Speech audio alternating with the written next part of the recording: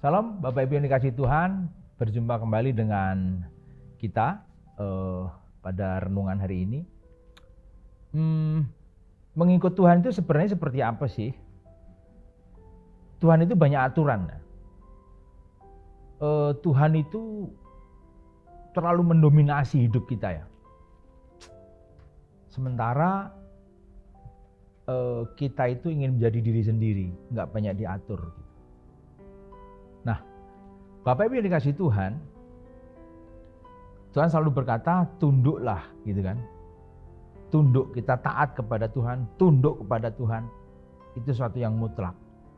Lalu kita mencoba memodifikasi kehendak Tuhan itu dalam tatanan-tatanan yang bisa kita serap dengan tujuan apa?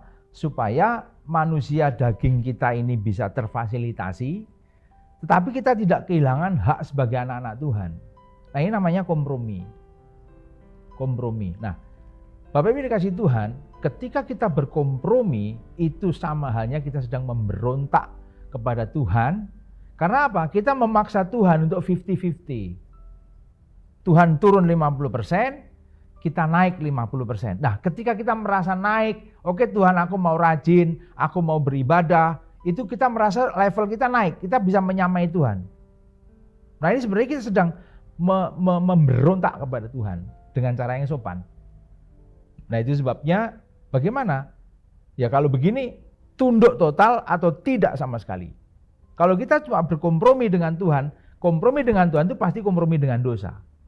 Dan itu artinya tidak taat. Itu yang disebut pengkhianat. Nah, apakah kita mau jadi pengkhianat? Bapak ini kasih Tuhan Yesus sudah tuntas mencintai kita. Kalaupun tuh ada ciptaan gini, ketika Allah menciptakan segala sesuatu, yang paling indah pasti istananya. Pasti istana kerajaan surga itu yang paling indah, Tetapi ingat gak? Bahwa seindah-indahnya istana yang Allah miliki itu tidak laku untuk menebus dosa kita. Yang laku hanya darah anak domba, dan itu harta terakhir yang Allah Bapa miliki, diberikan kepada kita. Total dia lakukan, total dan tuntas paripurna. Lalu kita, bagaimana sikap kita seperti ini? Apakah kita tidak total? Pun kalau total dan aku sudah total Tuhan, aku all out, aku percaya kepadamu, lalu masih berpikir bahwa itu, ya ini aku prestasi ya, ini prestasiku ya Tuhan, aku mau taat loh. Nah, itu tidak total, itu enggak total. Kita masih kompromi dengan dosa.